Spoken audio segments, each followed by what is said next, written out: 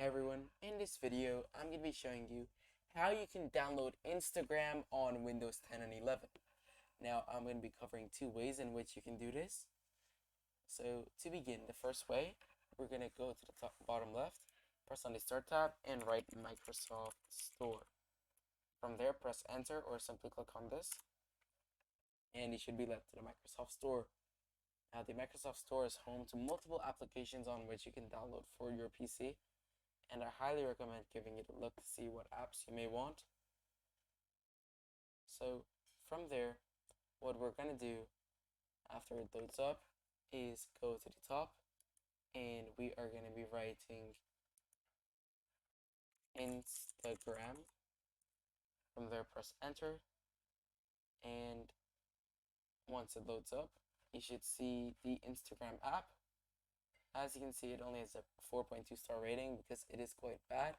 So you can install this after it loads up. But I'm going to be showing you guys a better way to do this. So close out of this. We're going to open up our Google Chrome browser. Sorry.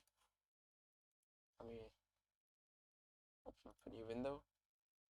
It automatically goes to incognito because I've done a video. And what you're going to do is write instagram.com.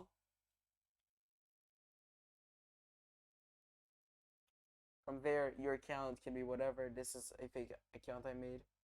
So once you're in your Instagram and you're logged in, you're going to go to the top right corner with the three dots, press on More Tools, go to Create Shortcut, and at Instagram, press on Open as Window, Create, and as you can see, the Instagram app is right here.